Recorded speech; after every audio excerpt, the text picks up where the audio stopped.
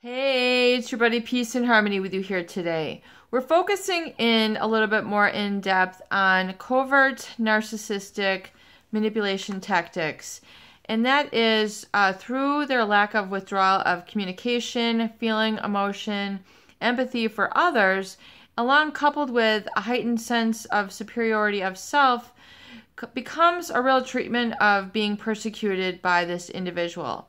The feeling of persecution is defined as harassing or oppressive treatment, especially because of one's beliefs, one's existence.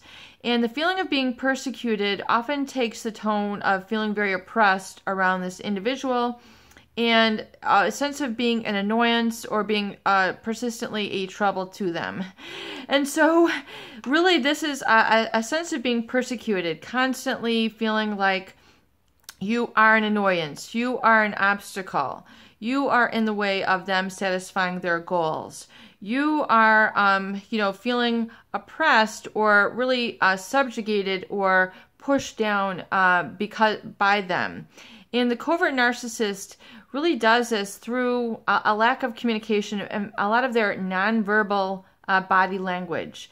And so just to have you understand the feeling of oppression, oppression is defined as an unjustly inflicting hardship and constraint, especially over a minority or subordinate group. It tends to weigh heavily on the minds and spirits of others, especially causing depression or discomfort. And so when you talk about like oppressive heat, that might be, very humid, an oppressive weight, an oppressive cold. So it tends to weigh heavily on you. It feels oppressive, a burden, like it's a pushing down. And it's an unjust inflicting of hardship. So something unjust, as we understand, it's not founded, it's not right, it's immoral, it's coming out of someone's agenda to control and manipulate you. It is not fair. There's a grave unfairness that is arising out of in the relationship dynamics that is causing this feeling of oppression or burden or feeling like you don't belong, you don't fit in. How can you not belong? How can you not fit in with this individual who you're married to or who's in your family? A lot of people then experience this as being oppressed, constantly under persecution, having to explain and justify themselves, defend themselves, and then they engage in a lot of defensive behaviors, fighting, constant feeling of conflict consciousness.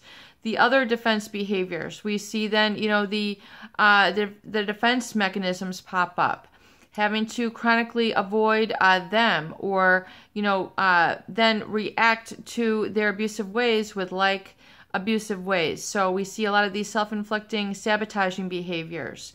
The eating disorders begin to arise. The spending disorders arise. The compulsive debting, compulsive spending, the rebelliousness is reactive to this feeling of being oppressed, feeling persecuted, feeling like you're less than, feeling like you have to rise up to this person just to have equal say, equal treatment, fair treatment.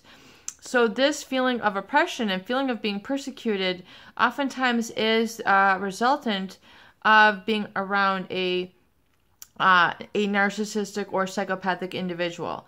Because of their mindset of being superior than, of being better than, they then create this atmosphere of it is those around them who are less than, smaller than, and really unworthy.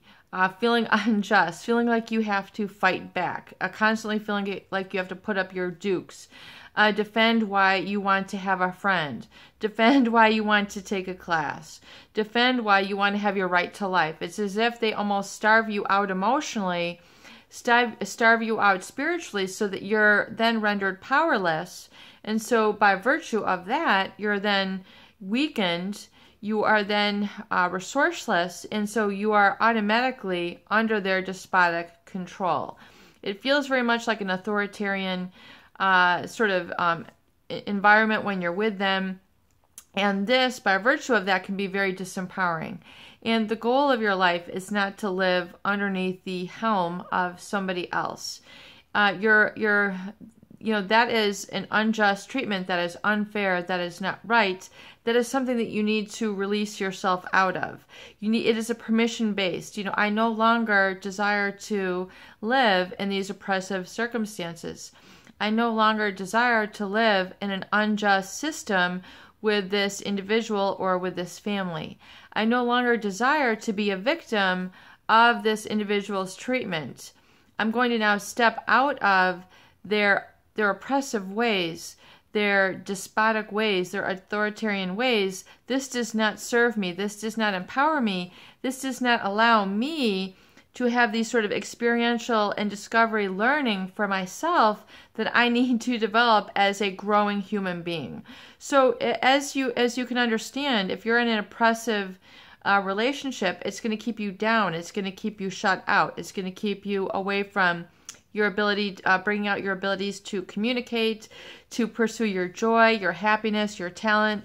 You're going to be made to feel guilty for pursuing these things. What's wrong with you? Why are you rising up? They might call you dumb, stupid, etc. All the names, things like that are so hurtful.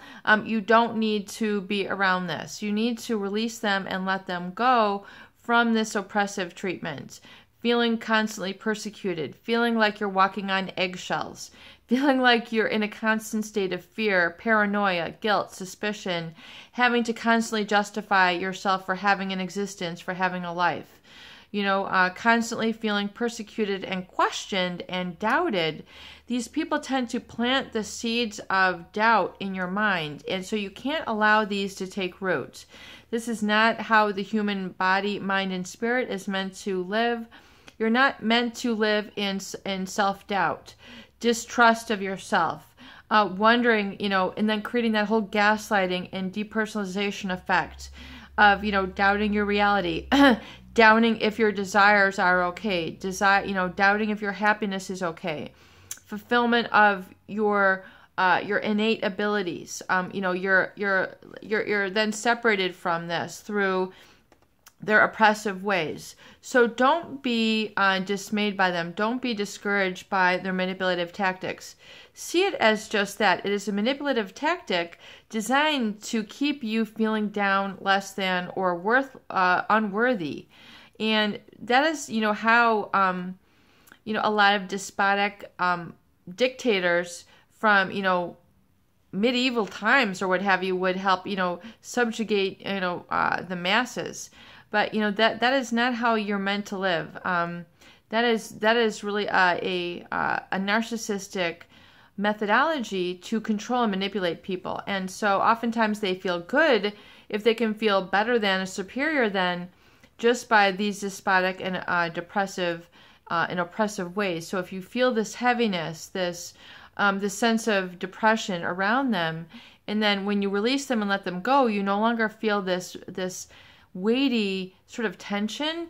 That is a really clear indicator that you're around a very oppressive, manipulative, controlling individual. And so you need to really release your contact with this person. Go, no contact. If you're in a marriage, you need to look at perhaps dissolving this or separating and seeing if your life does improve. You need to experiment with that. And if that's the case, realize, okay, one had made a mistake by selecting this person. It's okay to own up to mistakes. I was a, misjudge of character. I thought that this, was going to work. Forgive me, I made a mistake. I've selected the wrong person. I've now learned otherwise. And then you forgive, let go, and then you move on. It is okay to live and learn. Oftentimes, this is what does occur. So, experiment with this and then see this and realize that, this individual who's seeking to oppress you, that is not what life at large is desiring for you.